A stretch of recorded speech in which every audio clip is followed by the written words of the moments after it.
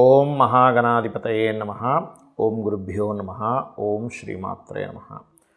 పరమేశ్వర స్వరూపమైనటువంటి జ్యోతిష, వాస్తు మరియు ఇతర అనేకమైనటువంటి శాస్త్రములను మనకు అందించినటువంటి మహర్షులకి నమస్కారం. హయగ్రీవ హయగ్రీవ హయగ్రీవేతి యో వదేత్ తస్య నిస్సరతే వాణి జహ్నుకన్యా ప్రవాహవత్. అరుణాం కరుణాతరంగితాక్షీం ధృతపాశాంకుశపుష్పబాణచాపాం అనిమాదిభిరావృతాం మయూకైః అహమిత్యేవ విభావయే భవానీం. శ్రీమాత్రే నమః. ప్రేక్షకులకి ఆ లలితాంబిక అమ్మవారి యొక్క అనుగ్రహం పరిపూర్ణంగా కలగాలని మనస్ఫూర్తి కోరుకుంటూ మనం ఈరోజు 22వ తేదీ నుంచి 28వ తేదీ వరకు ఉన్నటువంటి గ్రహస్థితి మరియు ఈ వార ఫలితాల్లో అసలు గ్రహాలు ఎలా ఉన్నాయని చూసుకున్నట్లయితే మీనంలో రాహువు, వృషభంలో వక్రించిన గురువు, అదేవిధంగా మనకి కర్కాటకంలో కూడా వక్రించిన కుజుడు ఉన్నాడు. కేతు కన్యలోని, బుధగ్రహం చూసుకున్నట్లయితే వృశ్చిక రాశిలో, అదేవిధంగా రవి ధనస్సులోని, శుక్రుడు మకరంలో 28వ తేదీ వరకు 29వ తేదీకి మారిపోతాడు. ఇక కుంభరాశిలో శని యొక్క సంచారం జరుగుతుంది. ఈ యొక్క గ్రహస్థితిని అనుసరించి ద్వాదశ లగ్నాల వారికి, లగ్నం తెలియని వారు రాశి వారికి ఏ విధమైనటువంటి ఫలితాలు జరగనున్నాయి, అదేవిధంగా వారు ఎటువంటి విషయాల పట్ల జాగ్రత్త వహించాలి అనేటువంటి విషయాల్ని మనం ఇప్పుడు తెలుసుకుందాం. అయితే ఈ విషయాలు చెప్తుంది నేనైనప్పటికీ కూడా చెప్పే సాక్షాత్ లలితామ్మవారిగా భావిస్తూ ఒక్కొక్క లగ్నం గురించి మనం తెలుసుకుందాం. కన్యా లగ్నము, కన్యారాశి. మీ యొక్క రాశ్యాధిపతి మీ యొక్క రాశిలో మీ లగ్నంలో కేతు ఉన్నాడు.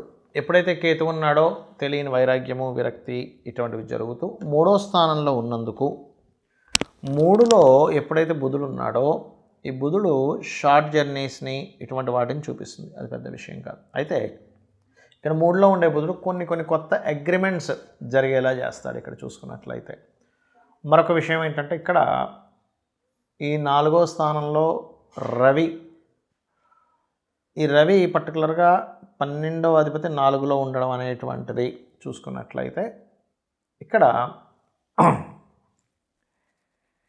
ఈ 12వ స్థానాధిపతి 4వ స్థానంలో ఉన్నప్పుడు పర్టికులర్గా పూర్వీకుల ఆస్తులకు సంబంధించిన విషయంలో లేదా తండ్రి గారి ఆస్తికి సంబంధించిన విషయంలో గతంతో పోల్చుకున్నట్లయితే ఇక్కడ చాలా చక్కగా కలిసి రావడం జరుగుతుంది. ఇక్కడ మరొక విషయం ఏంటంటే ఫైనాన్స్ కారకుడు 2వ అధిపతి 5లో ఉన్నట్లయితే 2వ స్థానం 5వ స్థానం గుర్తుపెట్టుకోండి. సంతాన సంబంధించినటువంటి విషయంలో, మెడికల్ రిలేటెడ్ సంబంధించినటువంటి విషయాల్లో మీకు బాగా కలిసి రావడం అనేటువంటిది జరుగుతుంది, గుర్తుపెట్టుకోండి. అలాగే మరొక విషయం ఏంటంటే ఇక్కడ గమనించుకున్నట్లయితే ఈ ద్వితీయాధిపతి 5వ స్థానం కలిగి ఎప్పుడైతే ఉందో ఈ సెకండ్ లార్డ్ 5th హౌస్ కాంబినేషన్లో చూసుకున్నట్లయితే ఈ 2, 5 అంటే కొన్ని క్రియేటివ్ రిలేటెడ్ మూలంగా కూడా ధనయోగాలు వస్తాయి. మరియు సంతానం కోసం ఎప్పటి నుంచో చేస్తున్నటువంటి ప్రయత్నం కూడా ఫలిస్తుంది, అందులో ఎటువంటి సందేహం లేదు. మరియు అదేవిధంగా కాస్త దేవతా సంబంధించినటువంటి అనుగ్రహం అంటూ ఉంటారు, అటువంటివి కూడా కొన్ని మీకు జరుగుతాయి. 6లో ఉండేటువంటి శని కాస్త కుజుడు దృష్టిలో ఉన్నందుకు శత్రుత్వాలు పెరుగుతుంటాయి, గొడవలు పెరుగుతుంటాయి. దీన్ని కొంచెం మీరు సహనంతో ఉండాలి, అందులో ఎటువంటి సందేహం లేదు. అలాగే ఈ సప్తమంలో రాహువు, ఈ అష్టమ భాగ్యస్థానంలో గురువు వక్రించి ఉన్నాడు. మరియు అదేవిధంగా చూసుకున్నట్లయితే ఇక్కడ ఉన్నటువంటి గ్రహస్థితి ఏదైతే ఉందో ఈ గ్రహస్థితి పర్టికులర్గా మీకు చూపిస్తున్నటువంటి విషయాల్లో ఒకటే గుర్తుపెట్టుకోండి, ఈ కాంబినేషన్ ఏదైతే ఉందో అంటే లగ్నాధిపతి, తృతీయాధిపతి అంటే తృతీయ స్థానంలో ఉండేటువంటి లగ్నాది తృతీయంలో ఉండడము, ఇవన్నీ పర్టికులర్గా మీకు ఉద్యోగ సంబంధించిన విషయంలో, అందులో ముఖ్యంగా మార్కెటింగ్ రంగాలకు సంబంధించిన ఉద్యోగాల్లో రాణించడము, వివాహ సంబంధించిన విషయాల్లో చూసుకున్నట్లయితే విదేశీ సంబంధాలు సెట్ అవ్వడము, కాస్త ఉద్యోగంలో సడన్ మార్పులు, కాస్త ఒత్తిడి ఎక్కువగా ఉంటుంది అనేటువంటి చూపిస్తుంది. ఇక మీరు ఈ ఒత్తిడి నుంచి బయటపడాలంటే కుజ, కేతు, శని గ్రహాల దగ్గర దీపారాధన చేయండి. నిత్యము కూడా వెంకటేశ్వర స్వామి ఆరాధన చేయండి, అన్ని విధాలు బాగుంటుంది. చాలామంది నన్ను అడుగుతున్న ప్రశ్న ఏమిటంటే అసలు సక్సెస్ అవ్వడానికి సక్సెస్ మంత్రం ఏదైనా చెప్పండి అని అడుగుతూ ఉంటారు. నేను ఒకటే చెప్తాను, సక్సెస్ అవ్వాలి అంటే అసలు ఫస్ట్ మీరు ఏ రంగంలో సక్సెస్ అవ్వాలనుకుంటున్నారు ఫస్ట్ ఇది ఉండాలి. అంటే బిజినెస్లోనా, చదువుకొని ఒక ఐఏఎస్ ఐపీఎస్ అవ్వాలనుకుంటున్నారా, లేకపోతే అసలు ఏమిటి? ఎందుకు అడుగుతున్నానంటే ఈ మాట, ఫస్ట్ ఆఫ్ ఆల్ గుర్తుపెట్టుకోండి, ఎవరైనా సరే సక్సెస్ అవ్వాలి అంటే ప్రతి జాతకుడికి కూడా వాళ్ళు ఆ రంగంలో సక్సెస్ అయ్యే యోగం ఖచ్చితంగా ఉంటుంది. ఎక్కడో కోట్లో ఒక జాతకం అసలు ఎన్ని చేసినా అసలు సక్సెస్ అవ్వదు. That is different thing. వాళ్ళ పూర్వజన్మలో చేసుకున్నటువంటి కర్మ ఆ రూపంలో వాళ్ళని వెంటాడుతూ ఉంటుంది. కానీ మిగతా వాళ్ళందరికీ కూడా మన జాతచక్రం ఏం చెప్తుందంటే, కొంతమంది మనీ సంపాదించడంలోనే సక్సెస్ చూస్తారు, మరికొంతమంది బిజినెస్ని డెవలప్ చేసి వెళ్ళే దాంట్లోనే సక్సెస్ చూస్తారు. ఇక్కడ ఏంటంటే ఒకటే గుర్తుపెట్టుకోండి, ఇక్కడ మనీ, బిజినెస్సు, పేరు ప్రఖ్యాతలు, అదేవిధంగా ఎనీథింగ్ సర్వీస్ రంగాల్లో కావచ్చు, రాజకీయ రంగాల్లో కావచ్చు, మీకు ఒక మైండ్లో ఒక విషయం ఉంది, నేను దీంట్లో అవ్వాలి 100% అని. అప్పుడు మీరు తెలుసుకోవాల్సింది ఏంటంటే అసలు దానికి సంబంధించిన ప్లాన్ అంటే ఎంత బలంగా ఉంది, ఎంత బలహీనంగా ఉంది. ఉదాహరణకి నేను రాజకీయాల్లో సక్సెస్ అవ్వాలి అనుకున్నారు ఎవరైనా, అప్పుడు మీరు పర్టికులర్గా మీరు చెక్ చేసుకోవాల్సింది ఏంటంటే మీ పంచమాధిపతి. ఎందుకంటే రాజకీయాలకు కారకుడు పంచమాధిపతి. రాజకీయం అంటే చాలామంది అనుకుంటారు ఏదో మాయ మసిపూసి చేయడం అనుకుంటారు. కాదు, అది మాయ చేసి మసిపూసి చేసేది రాజకీయం అంటారు. రాజకీయానికి అసలైనటువంటి అర్థం చాలా చిన్న టెక్నిక్తో పెద్ద సమస్యను తీర్చడం, దాన్ని రాజకీయము అంటారు. అంటే చిన్న టెక్నిక్తో పెద్ద సమస్యను తీర్చేదాన్ని. అంతేగాని పాలిటిక్స్ ఆడుతున్నాడు, వీడు పెద్ద రాజకీయం ఆడుతున్నారు అంటాం, దాని ఒక బూతులా మారుస్తున్నారు ఇవాళ రేపు. అది కాదు. అలాంటప్పుడు మీకు పంచమాధిపతి బాగుండాలి. పంచమం అంటే తెలివితేటలు. అలాగే రవి బాగుండాలి. వాళ్ళు స్ట్రెంగ్త్గా ఉన్నారా లేరా, మీరు రాజకీయాల్లో రాణించాలంటే సూర్య ఆరాధన ఎక్కువగా చేయండి.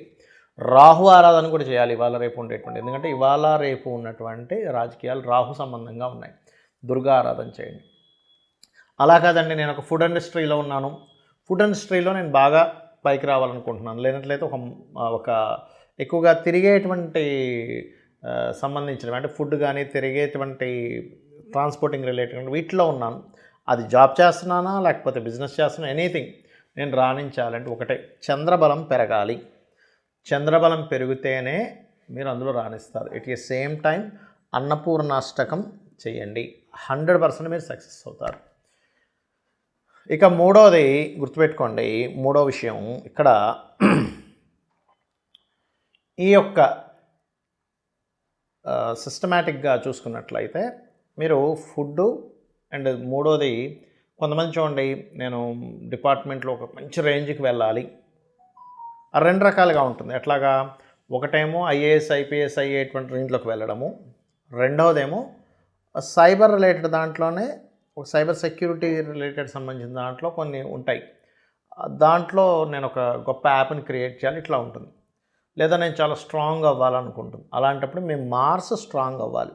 అంటే కుజుడు స్ట్రాంగ్ అవ్వాలంటే కుజగ్రహానికి at the same time Subrahmanyeswara స్వామిని లేదా ఆంజనేయ స్వామి యొక్క ఆరాధన చేయడము, ఇది గుర్తుపెట్టుకోండి. ఇక మరికొంతమంది బిజినెస్లో సక్సెస్ అవ్వాలి లేదా నేను చదువులో సక్సెస్ అవ్వాలనుకుంటారు, వాళ్ళకి 4th లార్డ్ అంటే 4వ స్థానము, 11వ స్థానం బిజినెస్లో సక్సెస్ని ఇస్తుంది, ముఖ్యంగా 11వ స్థానం ధనాధిపతి, ఇవన్నీ కూడా ఉంటాయి. ఇంకా చెప్పాలంటే ఇట్ ది సేమ్ టైం మీరు ఏ బిజినెస్ చేద్దాం అనుకుంటున్నారో ఆ బిజినెస్ ద్వారా మీకు యోగం ఉందా లేదా ఈజ్ మోస్ట్ ఇంపార్టెంట్, గుర్తుపెట్టుకోండి. అలాగే మరొక విషయం ఏంటంటే ఇక్కడ బిజినెస్ రిలేటెడ్ సంబంధించినటువంటి అంశము, అదేవిధంగా మరొక విషయం ఏంటంటే చదువు సంబంధించిన అంశం రెండు కూడా ఇచ్చేది బుధగ్రహమే. ఈ బుధుడు కనుక స్ట్రాంగ్గా ఉన్నాడు అంటే మీకు బాగా యోగిస్తుంది. అలాంటప్పుడు విష్ణు సహస్రనామాలు చేయాలి. లేదండి నేను ఒక స్కూల్స్ కాలేజెస్ మెయింటైన్ చేద్దాం అనుకున్నాను, అందులో నేను సక్సెస్ అవ్వాలనుకుంటున్నాను అంటే గురుగ్రహ బలం పెరగాలి. క్రియేటివ్ రిలేటెడ్ సినిమా ఫీల్డ్లోకి వెళ్దాం అనుకుంటున్నాను, లేనట్లయితే నేను ఒక క్రియేటివ్గా నా యొక్క జీవితాన్ని ముందుకు తీసుకెళ్దాం అనుకుంటున్నాను, ఫ్యాషన్ రిలేటెడ్గా తీసుకెళ్దాం అనుకుంటున్నాను అన్నప్పుడు శుక్రబలం పెరగాలి. గురుబలం పెరగాలంటేనేమో దక్షిణామూర్తి ఆరాధన, దత్తాత్రేయుడు ఆరాధన చేయాలి. శుక్రబలం పెరగాలి అంటే మీరు పర్టికులర్గా శుక్రుడికి సంబంధించినటువంటి అంటే అమ్మవారి ఆరాధన చేయాలి. శని బలం కూడా పెరగాలండి మనకి, ఎందుకంటే ఏమో శని అనుకుంటాం, కాదు, శని ఉంటేనే ఉద్యోగం కానీ వ్యాపారం కానీ ఫ్రూట్ఫుల్ ఫలితాలు కూడా వస్తాయి, లేకపోతే రావు. బద్ధకము మందులు అనేటువంటి మాటలు ఎంత నిజమో మీకు ఫలితం రావాలంటే కూడా శని బలం ఉండాలి. శని బలం ఉంటేనే మనిషికి ఆయుష్ ఉంటుంది. ఫస్ట్ వీటన్నిటికీ లాంజివిటీ ఉండాలి. లాంజివిటీ ఉంటేనే, ఆయుష్ ఉంటేనే ఏదైనా సరే మనకి ఎన్ని యోగాలు ఉన్నాయి. కాబట్టి శని బలం పెరగాలంటే మీరు శనిగ్రహం దగ్గర దీపారాధన చేయడం, ఆంజనేయ స్వామి ఆలయాలకు వెళ్ళడం. అనవసరమైనటువంటి ఊహల్లో, అనవసరమైనటువంటి మాయలో మీరు ఉండకూడదు. అలా ఉండకూడదు అంటే రాహుబలం ఉండాలి. రాహుబలం కనుక క్షీణించినట్లయితే అనవసరమైన భయాల్లో ఉంటారు. కేతుబలం పెరగాలి అంటే ఏమిటి? ప్రతిదానికి ఆటంకం వస్తుందంటే కేతువు సరిగ్గా బలంగా లేడు, గణపతి యొక్క అనుగ్రహం లేదని అర్థం. అలాంటప్పుడు మీరు చేయవలసింది ఏంటంటే గణపతిని ఎక్కువగా ఆరాధించాలి. ఎంత మీరు గణపతిని ఆరాధిస్తూ ఉంటే మీకు అంత సక్సెస్ రేట్ అనేటువంటి అంత అద్భుతంగా పెరుగుతుంది. సో మీరు ఈ విషయాలు తెలుసుకొని మీ యొక్క జీవితాన్ని మరింత అద్భుతంగా తీర్చిదిద్దుకుంటారని చెప్పి మనస్ఫూర్తిగా కోరుకుంటూ శ్రీమాత్రే నమః.